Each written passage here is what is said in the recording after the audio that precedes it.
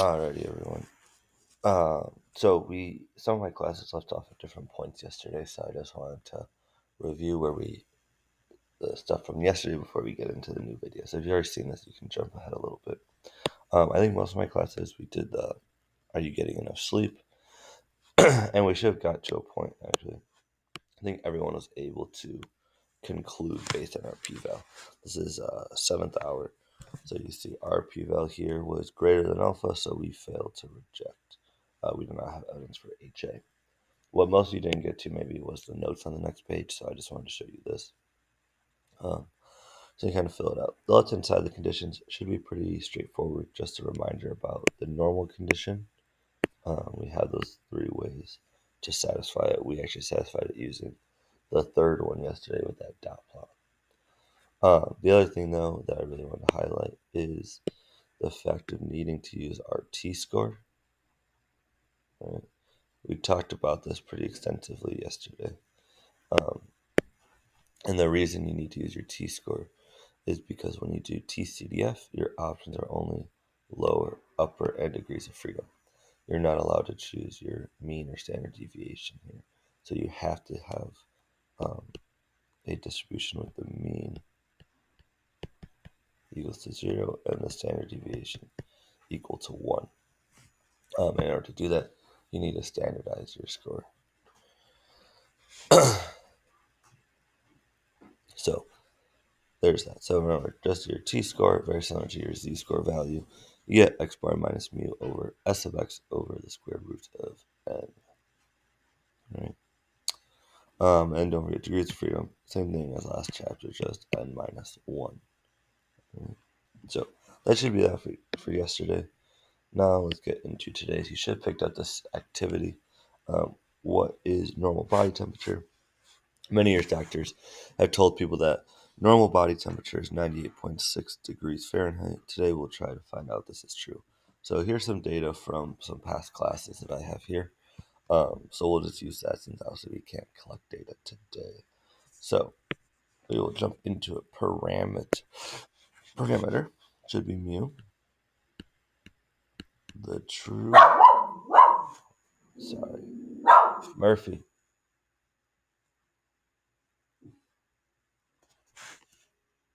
Sorry. My dog's kind of crazy. So, mean, the true mean body weight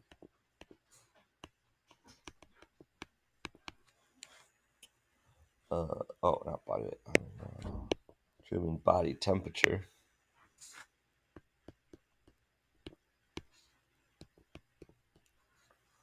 for high school students.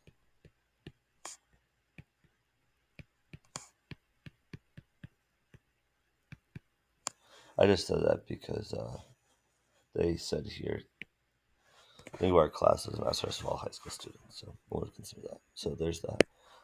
My statistic is x bar equals 98.237, and alpha, let's do alpha of 0.05, and then the hypothesis. So it says, do the data provide convincing evidence that the mean normal body temperature is different than the doctor's claim? So it doesn't tell us which directions, but we could say we know our null. Mu equals 98.6. For alternative, though,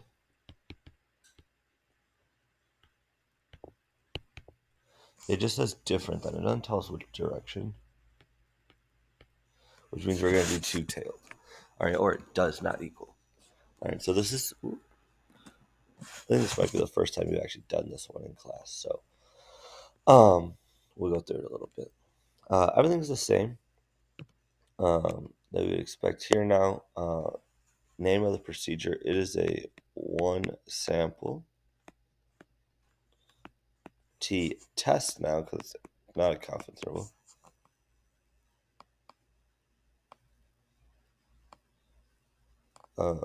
T-test for mu.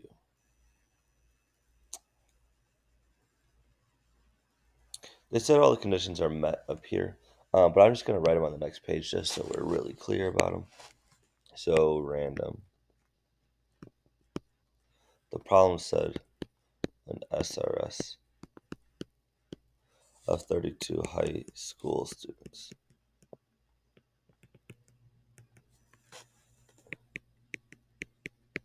10%, I would say 32 is less than 1/10 all high school students.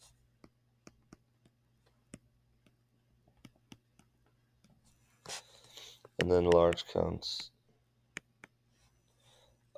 32 is greater than 30. Central limit theorem applies. So sampling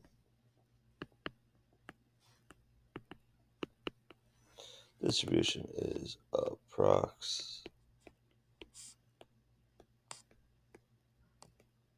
normal. Cool. So conditions are met. So we are good to go ahead and do the procedure. So the generic or specific, not super important. The big thing though is that remember, we need to use our t-score here. All right, so we're going to do, I'll rewrite it for you. How about that? I'll write it over here on the side.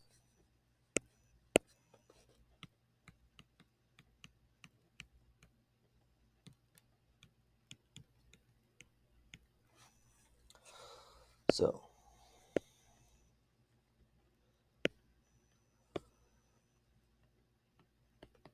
t equals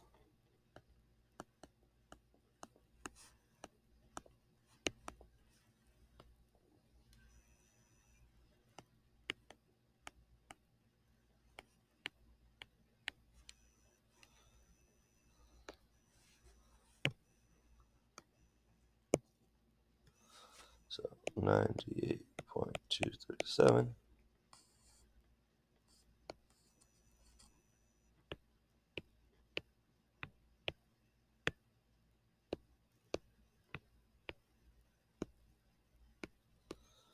divided by 0.822 divided by square root of 32.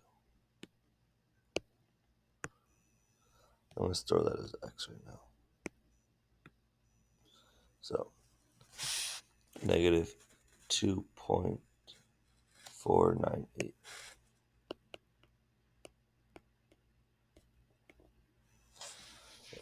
That's my t-star. So when I draw my picture,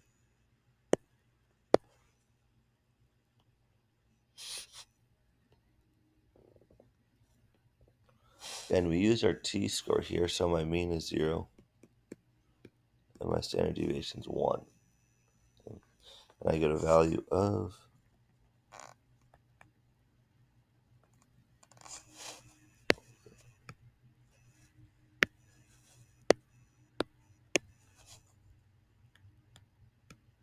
negative 2.498.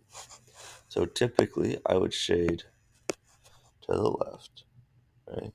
Because I'm below it. However, it says does not equal.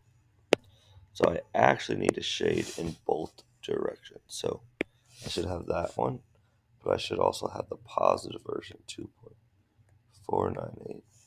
And I need to shade to the right as well. Now, the nice thing is this distribution is symmetric, right? Normal curves are symmetric.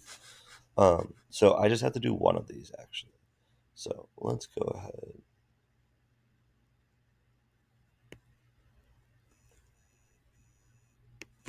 and do TCDF.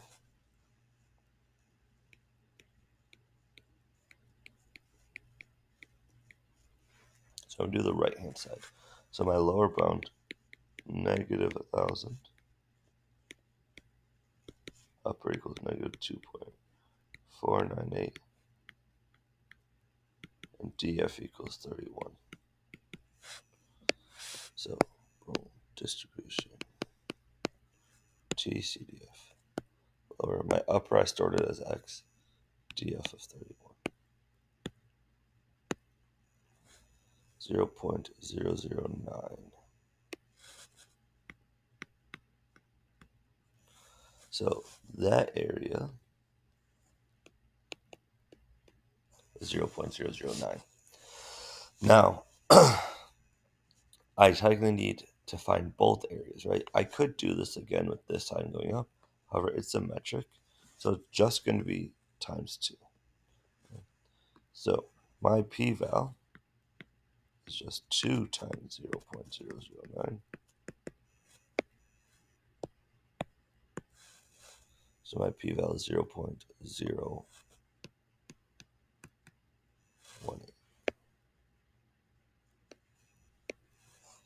Right. Again, I only times it by 2 because it's a two-tailed test. Right? And that's why I pulled tails. All right. From here, though, we should conclude my p-val is still less than alpha even when I double it. So since p-val equals 0.01,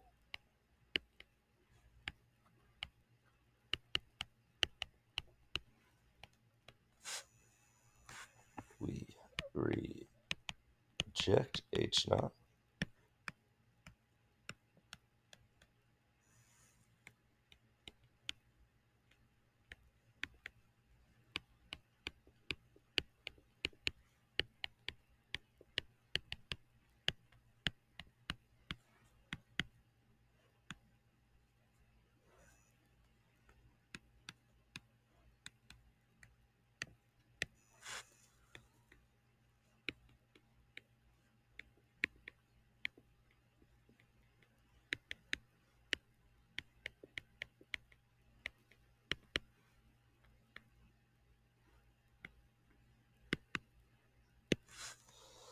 So there's our conclusion. Since p-val is less than alpha, we reject H naught. We have evidence to suggest HA is true.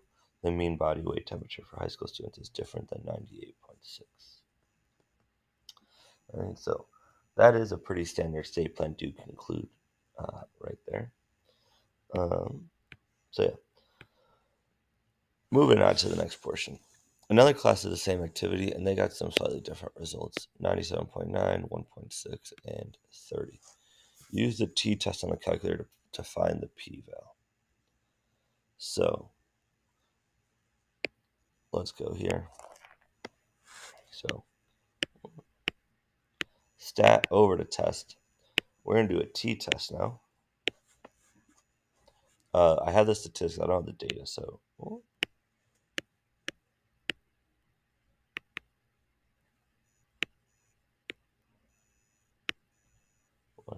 stat test.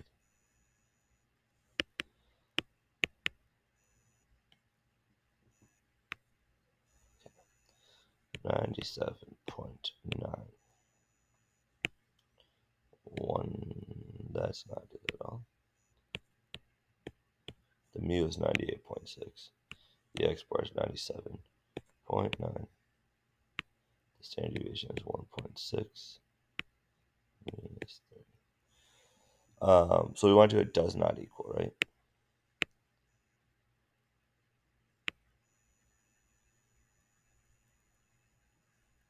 Calculate. So when you does not equal, it already doubles your p-val for you. So that is my p-val, 0.0232.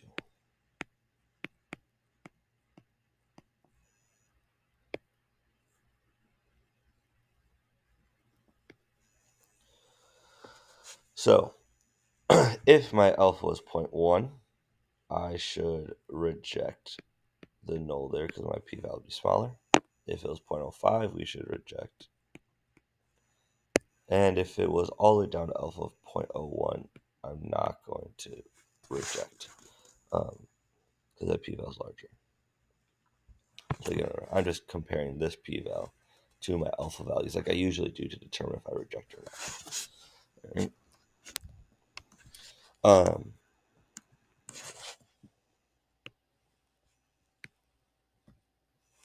Next, it says use the t interval on the calculator to find the following confidence intervals. So we're going to go stat over to test t interval.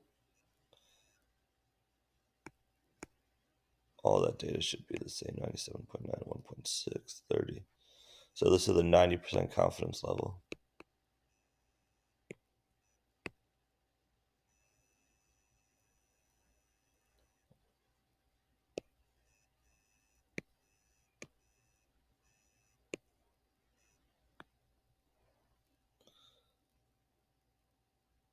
Just a little bit easier for me to write here. So this confidence interval would be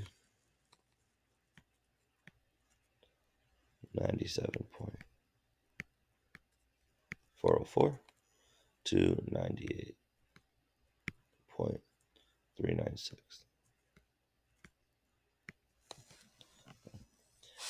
Based on that confidence interval, they ask, should we reject the null? And the question, what this is really asking is there evidence for H not or not? So we should reject.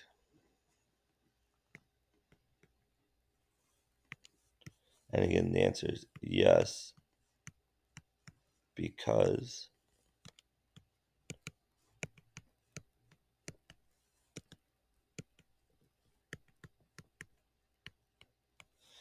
we should reject because 98.6 is not in the interval. It's not a plausible value anymore. So we have evidence against the null. It's something different than 98.6. So we should reject the null. Okay? And notice when alpha is 0.1, we do reject. All right. So let's do this again. This time with a 0.95.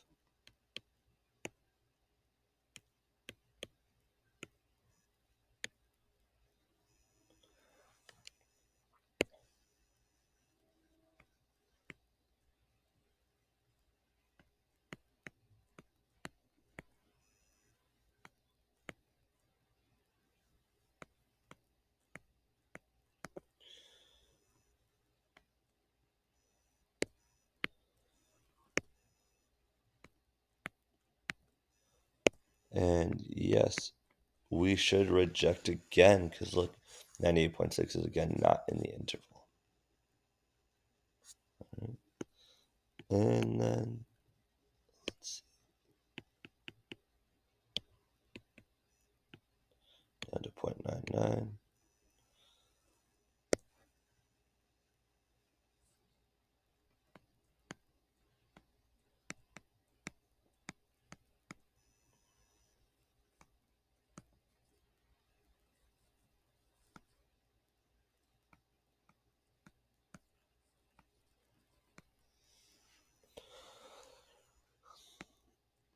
And now we should not reject. Now 98.705. So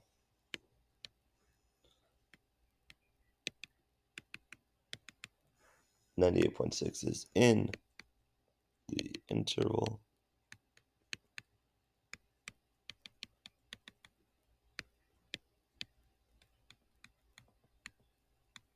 So it is a plausible value.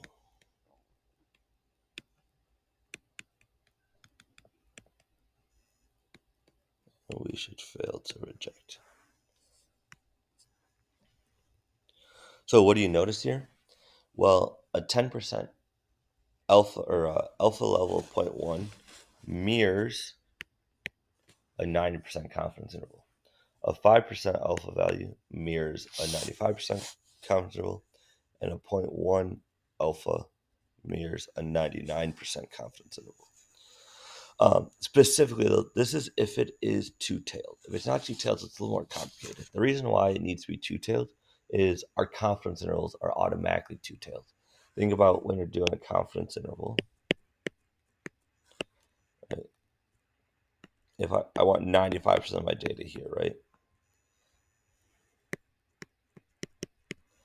That is automatically the middle tail. So I have two tails, 1 and 2, which is why if you're going to compare it, you want to do it to a hypothesis test, which is two-tailed, or one that does not equal. So just keep that in mind. But they should mirror each other pretty well. All right. So go ahead, flip over to the back. And here we go.